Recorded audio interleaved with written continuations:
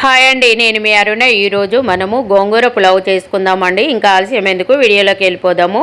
ఈ వీడియోని ఎక్కడ స్కిప్ చేయకుండా లాస్ట్ వరకు చూసినట్టయితే పర్ఫెక్ట్ కొలతలతో అర్థమవుతుంది. దీనికి కావాల్సిన పదార్థాలు: 3 గ్లాసుల రైస్ తీసుకొని ముందే కడిగి పెట్టాను. 2 పిడికిళ్ళ పుంటి కూర తీసుకున్నాను, దీన్నే గోంగూర అని కూడా అంటారు. 2 పెద్ద సైజు ఆనియన్ కట్ చేసి పెట్టుకున్నాను. 2 రెమ్మల కరివేపాకు, 7-8 పచ్చిమిర్చి సన్నగా పొడవుగా తరిగానండి. ఒక కొత్తిమీర కట్ట సన్నగా తరిగి పెట్టుకున్నాను. మిర్చి పౌడర్, పసుపు, అల్లం ఎల్లిగడ్డ పేస్ట్, ధనియా పౌడర్, జీరా పౌడర్, గరం మసాలా, సాజీరా, బగారాకు, లవంగ, పట్ట, ఇలాచి ఒక 4-5 తీసుకున్నానండి. అన్నీ ఒక పెద్ద సైజు ఎల్లిగడ్డను ఒలిసి రెమ్మలు తీసుకున్నాను, ఎల్లిపాయ రెమ్మలు. ఇప్పుడు స్టవ్ మీద ఒక గిన్నె పెట్టుకొని గిన్నె హీట్ అయ్యాక ఇందులో 4 పావుల ఆయిల్ వేసుకున్నాను. ఆయిల్ అనేది కొంచెం ఎక్కువనే పడుతుంది. ఇప్పుడు అన్ని గరం మసాలాలు వేసుకోవాలి.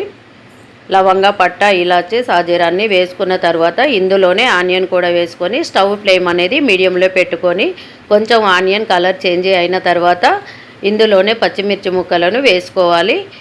ఇవి కొద్దిగా ఫ్రై అయిన తర్వాత ఇందులో ఎల్లిపాయలు కూడా వేసుకోవాలి. ఇలా ఎల్లిపాయలు వేయడం వల్ల పులావ్ టేస్ట్ అనేది చాలా బాగుంటుందండి. 2 రెమ్మల కరివేపాకును కూడా వేసుకోవాలి. మరొకసారి కలుపుకొని ఇందులోనే అల్లం ఎల్లిగడ్డ పేస్టును కూడా వేసుకోవాలి. అల్లం ఎల్లిగడ్డ పేస్టు పచ్చి వాసన పోయేంత వరకు ఫ్రై చేసుకోవాలి. మీడియం ఫ్లేమ్లో పెట్టుకొని ఇలా ఫ్రై చేస్తూ ఉండాలి. ఇప్పుడు ఇందులోనే పసుపు కూడా వేసుకోవాలి. 1/2 స్పూన్ పసుపు వేసుకొని తగినంత సాల్ట్ వేసుకోవాలి. ఇలా సాల్ట్ వేసుకొని మొత్తం మిక్స్ అయ్యేలాగా మరొకసారి కలుపుకోవాలి. ఇప్పుడు మనము పుంటికూరను కూడా ఇందులో వేసుకోవాలి.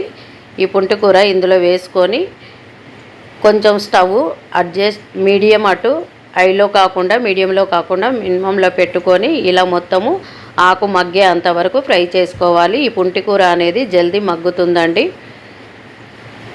ఇలా పుంటికూర మగ్గిన తర్వాత ఇందులోనే 1.5 స్పూను కారం వేసుకోవాలి. గరం మసాలా, జీరా పౌడర్, ధనియా పౌడర్ వేసుకొని మొత్తం మిక్స్ అయ్యేలాగా కలుపుకోవాలి. ఇలా కలుపుకున్న తర్వాత మనము ముందే కడిగి పెట్టిన రైస్ను కూడా ఇందులో వేసుకొని ఫ్రై చేసుకోవాలి. రైస్లో వాటర్ లేకుండా వంపుకోవాలండి. వాటర్ మొత్తం తీసేసిన తర్వాత రైస్ని వేసుకొని మరొకసారి ఇలా కలుపుకోవాలి. ఒక 2-3 నిమిషాలు ఫ్రై చేయాలి. ఇలా ఫ్రై చేయడం వలన రైస్కి అనేది మసాలా అనేది మంచిగా పడుతుంది. ఇప్పుడు ఇందులోనే వాటర్ కూడా వేసుకోవాలండి. 1 గ్లాసు రైస్కి 1.5 గ్లాసున్నర వాటర్ లెక్క వేసుకోవాలి. నేను 3 గ్లాసుల రైస్కి 4 గ్లాసులన్నర వాటర్ వేసుకున్నాను. ఇప్పుడు మొత్తము మిక్సీ చేసి మూత పెట్టి మగ్గనిద్దాము.